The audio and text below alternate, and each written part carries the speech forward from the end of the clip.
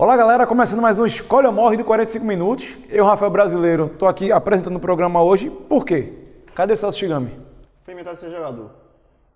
6 meses fora, né? Rapaz, eu espero que não, porque, vê só, para substituir o cara um dia, olha o estilo que eu tive que meter aqui, ó. Volta mais não, o Celso não volta mais não. Volta mais não, é? Com esse estilo aí, volta mais não. Jogando bola, sofreu uma lesão grave, né? Sofreu uma lesão grave. Grau 1. Rapaz, veja só, se for pelo que ele falou, pelo barulho que fez e pela confusão que deu na pelada, eu tô sabendo aí que já é coisa temporada 2018 só. Então ele vem apresentar engessado. Bom, galera, o tema desse Escolha ou Morre de hoje é especial. Semifinal da Copa do Nordeste, semifinal número 1, Santa Cruz Sport, até porque é o primeiro jogo, vai ser na quarta-feira. Primeiro jogo na Ilha do Retiro, segundo jogo no Arruda. E a gente vai falar um pouquinho sobre as nuances dessa partida. Pontos fracos, pontos fortes e quem pode fazer a diferença na partida.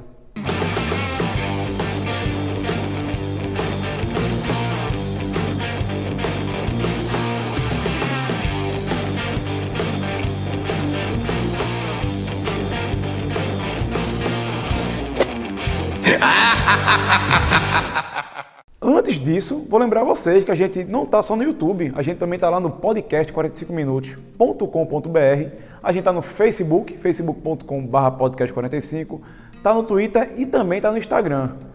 Tá seguindo o Instagram da gente lá? Stories, tá vendo direitinho? Mas eu não uso no Instagram. Usa não? É um marketing, rapaz, é um gênio do marketing. Sabe quando ele usa o Instagram? Quando tá de férias. Nem o WhatsApp. O WhatsApp não fala não, meu amigo. Usa, ele responde um dia depois. Quer falar comigo? Fala no Twitter. Bom, pessoal, só lembrando uma coisa. Você que está assistindo, está gostando, não está gostando, comenta aqui embaixo, deixe seu comentário, deixe sua crítica, deixe sua sugestão. Eu garanto a você, a gente lê com carinho. Quem gosta de responder é aqui, viu? Adora ler e responder os comentários de vocês. Não tá no WhatsApp não, mas responde comentário. Alguns. Bom, galera, no dia 26 de abril, Sport e Santa Cruz fazem a primeira partida da semifinal. Jogo na Ilha do Retiro e horário bem peculiar, né, cara? 7h30 da noite. 7h45. 7h45. 7h45. Considerando que teve o jogo contra o Danúbio na Sul-Americana e foi um trânsito infernal para chegar no estádio, também não considero que vai ser dos melhores o trânsito, não. Embora a expectativa de público seja muito maior. Acho que passa de 25 mil torcedores esse jogo. 7h45 não dá pra chegar tão tranquilo, mas é bem melhor do que aquele joguinho de 6h30, 6h15 que a gente já trabalhou, né? 7h45 é muito próximo de 8 horas, que é um horário tradicional, assim, do futebol. É o fim do horário do rush ali. Porque o estádio do Sport ele fica ali na Abdias, um setor arterial do Recife, junto perto da Agamenon. Então, para quem não conhece, o Recife é aquela área muito movimentada, porque de lá você vai para vários bairros. Então, não é só a circulação perto da ilha, é uma circulação do Recife de uma forma geral. E como é um jogo que vai... primeiro, são as duas maiores torcidas do estado, aqui de Pernambuco, e como é um jogo que não vai passar na TV aberta, e pela importância de ser o primeiro jogo de uma semifinal da principal competição de Sport e Santa Cruz nesse primeiro semestre, eu acredito que seja o maior público, ou um dos maiores públicos tanto de Santa quanto de Sport no ano. Isso aí eu tenho convicção. O maior público até a gravação desse vídeo tinha sido 21 mil pessoas, Santa Itabaiana, e o maior do Sport Campinense, 19 mil pessoas. Eu acho que vai dar muito mais do que isso, e sobretudo pelo ponto que você falou, João. As duas semifinais não vão passar na TV aberta, elas vão ser transmitidas só pelo Sport Interativo, e só a volta, para uma questão contratual que a gente pode falar mais na frente, vai passar na Globo e também no Sport Interativo. Bom, antes da gente entrar de vez no assunto da Copa do Nordeste, vamos dar um mergulho? Vamos com a gente?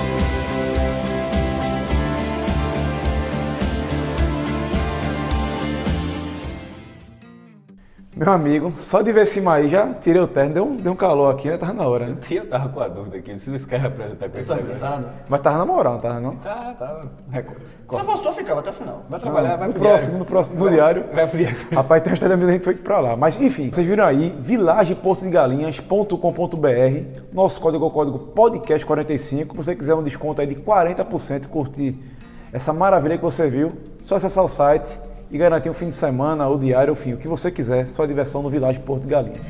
Bom, galera, vamos analisar agora os pontos fortes, tanto do Santa Cruz como do Sport. Começar com o Santa Cruz, que é a equipe que vai decidir em casa depois da segunda partida. Cássio Zirpoli, ponto forte do Santa Cruz.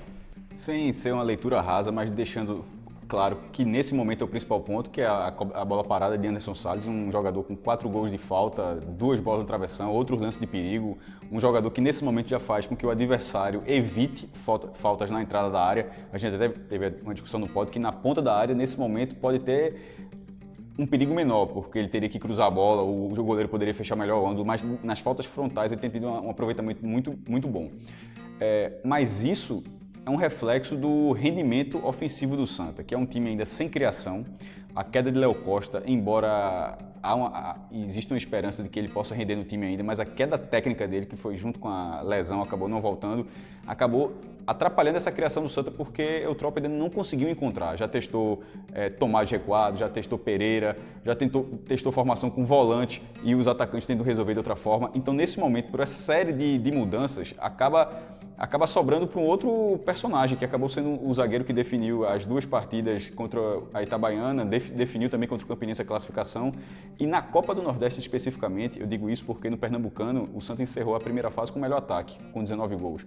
Mas ao mesmo tempo, nenhum torcedor do Santa, creio, não vou generalizar dessa forma assim, mas a maioria dos torcedores não estavam satisfeitos com o ataque, mesmo sendo mais positivo. Por quê? Na minha visão, porque daqueles 19 gols, 13 foram contra a Central e Belo Jardim, o que acaba dando muito pouco lastro. Foram 2 equipes que não apresentaram nada no Pernambucano. E na Copa do Nordeste, com adversários mais qualificados, o ataque enfrentou problemas. Pitbull começou muito bem, mas nas últimas partidas do Nordestão ele acabou muito isolado. Jogou bem, inclusive, nessa função, recebendo bola, brigando na frente, fazendo com que o Santa... Sofreu a falta do gol do Anderson Salles no jogo de volta contra o Itabaiana. E na ida tinha sido o Thiago Costa, né? Mas esse papel sacrifica ele, porque ele começou sendo artilheiro, ele chegou a ser o artilheiro do futebol pernambucano, quando ele chegou a 6 gols. Agora, até a gravação desse vídeo já tem sido ultrapassado por Diego Souza, por Rogério, e foi igualado por Anderson Salles, que chegou a 6 gols juntando as 2 competições, que o Santa está em disputa.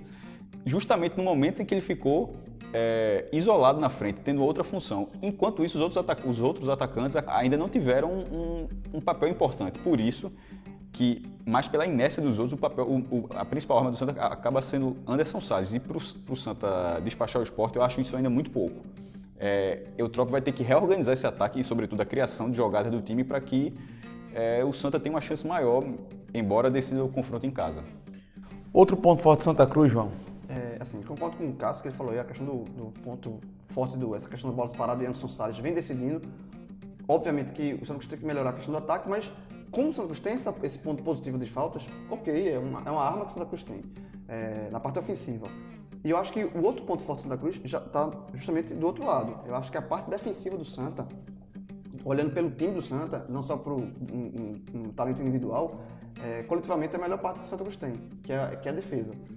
Eu acho que os 2 laterais do Santa, tanto o Thiago Costa quanto o Vitor, são jogadores experientes, que dão uma sustentação boa ali. Vitor tá fazendo... Melhorou com a entrada de Thiago Costa, que o ano começou com o Roberto, e Thiago Costa estava se recuperando, e esse setor realmente estabilizou com a entrada dele. Estabilizou, e Vitor é um jogador que a gente já criticou muito, quem escuta o podcast sabe quanto a gente já criticou o Vitor, mas ele vem jogando bem, e quando ele joga bem a gente tem que reconhecer também, ele vem tendo um papel importante no esquema do Santa Cruz, nessa questão de fechar corredor. Ele, Thiago Costa, deu estabilidade, e na zaga tem o próprio Anderson Salles, e tem o Bruno, né? O Bruno Silva, que é um zagueiro, falando de zagueiro, para mim é o melhor que o Santa Cruz tem. Anderson Salles tem a bola parada com qualidade, mas como uma função só zagueiro, eu acho que Bruno Silva é o melhor nessa posição do Santa Cruz. Então, assim, eu acho que a parte defensiva do Santa, a zaga do Santa e o goleiro Júlio César nessa troca com o Náutico. Por enquanto, o Santa Cruz está saindo melhor, acho que o Júlio César está fazendo uma boa temporada no Santa. Tinha um ponto fraco, que era Jaime, que era um zagueiro, na minha opinião, muito limitado, que já saiu, justamente para entrar de Anderson Salles. Então, acho que essa parte defensiva e também os volantes. Acho que Gino é um volante que se encaixou muito bem. Ainda não ganhou a titularidade. Os 2 volantes, assim, Eli Carlos e Davi, que são 2 homens de confiança de Eutrópio, indicados por ele nessa reformulação completa que o Santa teve, mas ainda que se discuta o volante titular, acaba tendo a reposição, coisa que o Santa não tinha. O Santa meio que tinha, como em outros anos, tinha do 1 ao 11, não tendo a reposição. Agora, como você falou, Gino já é um jogador que você consegue enxergar disputando esse mata-mata. Para mim, é o melhor volante. Eu acho que Gino é titular. E aí, Davi e Eli Carlos disputam outra vaga. Eu acho que Gino, ele vem mostrando por onde ser titular. Nas vezes que ele foi acionado, ele correspondeu. Ele foi muito bem contra o Itabaiana, por exemplo, no jogo de volta. Para mim, foi o melhor em campo. Então, eu acho que nessa parte defensiva, nos jogadores de marcação, de fechar espaço, é o que o Santa Cruz tem de melhor do elenco. Se o Santa Cruz tem uma deficiência no ataque, e tem, o próprio sabe disso, na parte defensiva, ok, é a menor das preocupações, digamos assim, para o técnico do Santa Cruz. E nessa questão da defesa, assim como eu relativizei o ataque do Santa no Pernambucano, a mesma coisa vale para a defesa, porque na defesa do Pernambucano o Santa sofreu 10 gols. Dos 4 que se classificaram para a semifinal, foi a defesa mais vazada. Mas, ao mesmo tempo, eu acho que a análise mais correta é a defesa da Copa do Nordeste, porque no Pernambucano você jogou com o time misto, a competição começou antes, então a Copa do Nordeste foi mais a vera. E na Copa do Nordeste, com 8 partidas, o Santa sofreu só 2 gols. E com jogos onde você teve 2 clássicos com o Náutico e 2 mata-matas. Ou seja, e detalhe, no Pernambucano era justamente quando o Jaime estava jogando.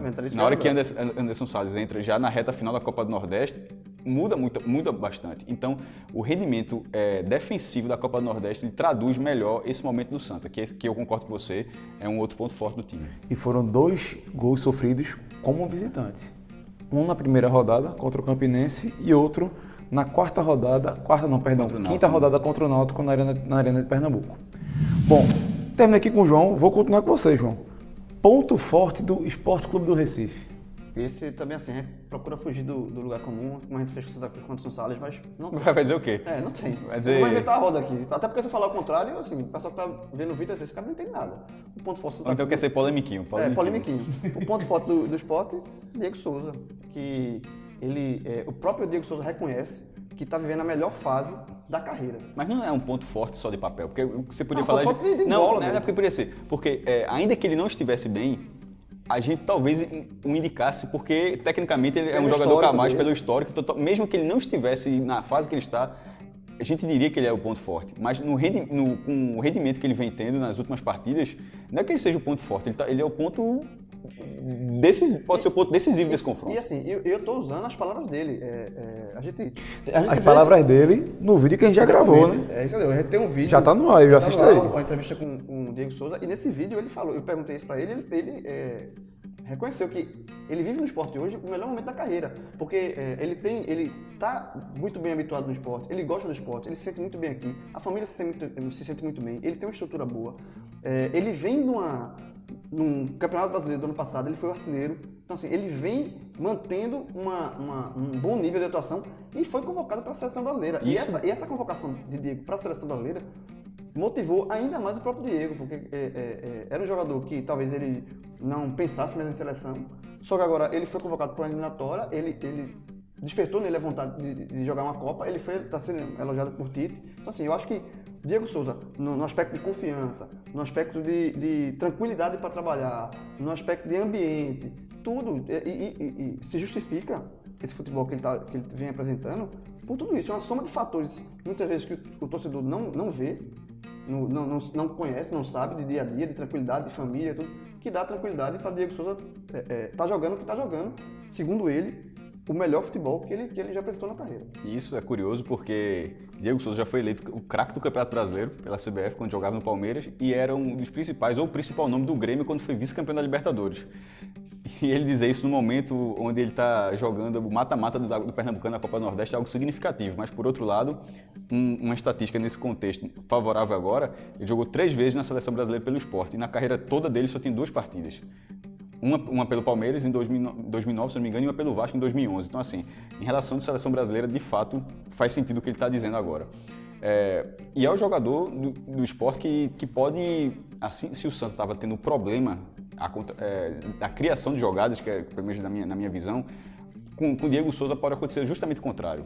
É um jogador que, pelo menos em 2 atuações específicas, contra o Campinense e contra o Danúbio, e até porque foram mata-matas em torneios diferentes, por sinal, em abril o Sport vai conseguir jogar 4 mata-matas de competições diferentes. Eu acho que isso nunca aconteceu.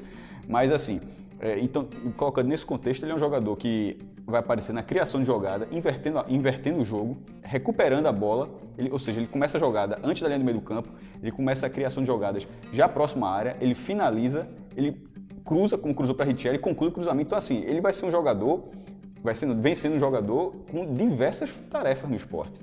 E essa liberdade que ele acabou ganhando, ele conquistou no clube, obviamente, quando esses 4 anos, desde 2014 que ele tá no esporte, tirando aquela saída rápida para o Fluminense, ele foi ganhando esse esporte para ter, como você falou, essa confiança de ser um jogador completamente solto. Até porque os próprios treinadores, já mais de um já disse isso, que ele é uma espécie de técnico dentro do campo. É um jogador que pode, com a orientação do técnico, mudar até tanto que ele costuma até inverter com o Everton Felipe, como no último jogo. Ele está na ponta direita, ele recua e Everton Felipe vai para a ponta, ou vice-versa.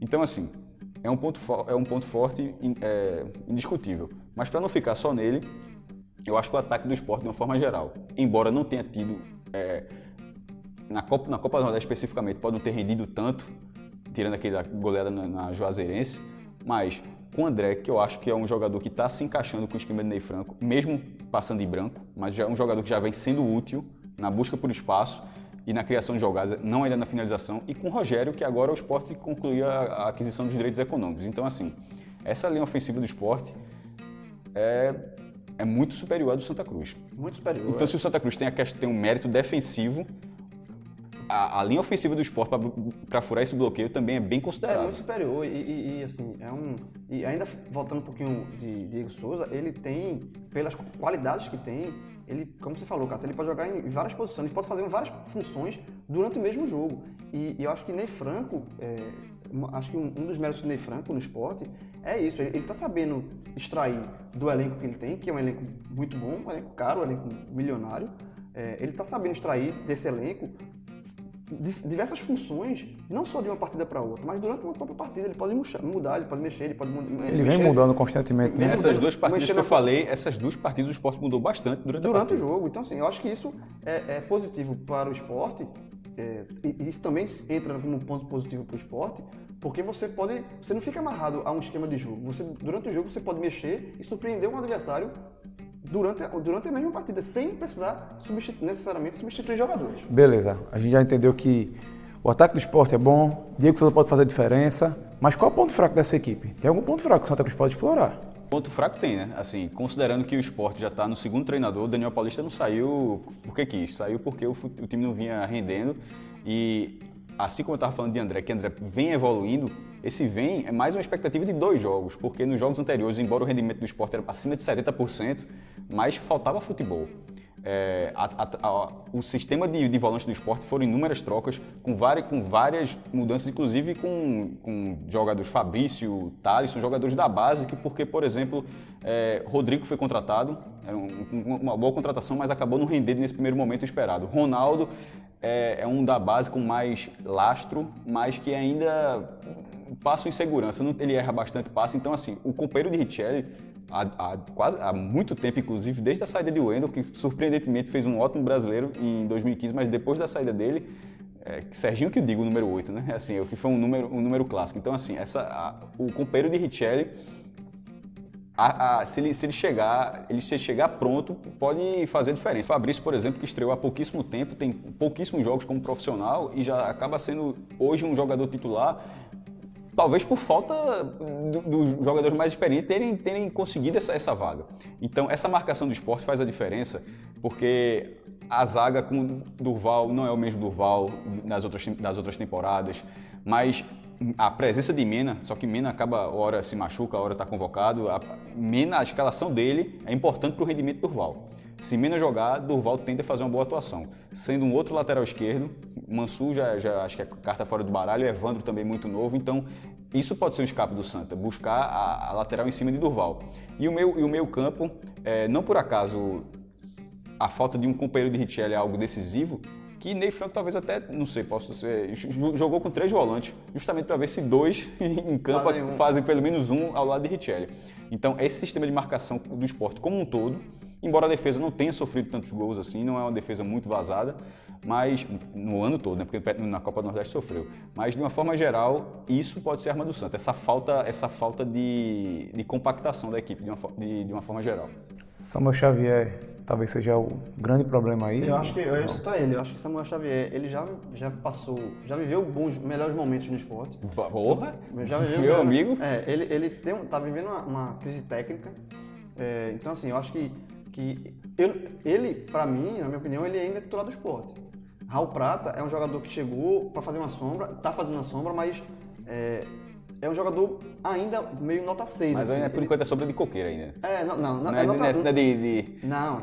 é aquela... Não é De Baobá, pé. não é Baobá. Não, Baobá. Não, Baobá não.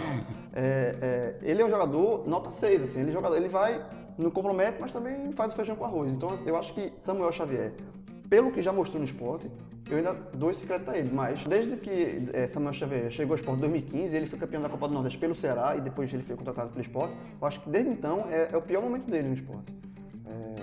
Então, pouquíssimo tempo após um momento de maior valorização dele, que foi ele a proposta exatamente, ele, no começo do ano ele estava muito perto de ir pro Palmeiras, né?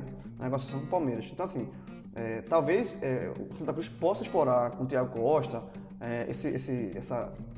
essas defesas, esse lado defensivo do Samuel, que vem sendo muito fraco. Volume de jogo, Thiago Costa teria. Assim como do outro lado, o Vitor talvez não tenha intensidade, até porque Mina, como é um pouco mais defensivo. E então, assim, do outro lado, eu acho que no Escolha ou Morre, eu acho que Mina tem mais condições em cima de Vitor. E nesse momento, o Costa tem mais condições em cima de Samuel. Exatamente, é isso aí. Bom, a gente já falou aqui que o grande ponto fraco do Santa Cruz seria o ataque, de certo modo. Mas qual seria o outro? Seria quando o Eutrópio vira para o banco e faço, e agora?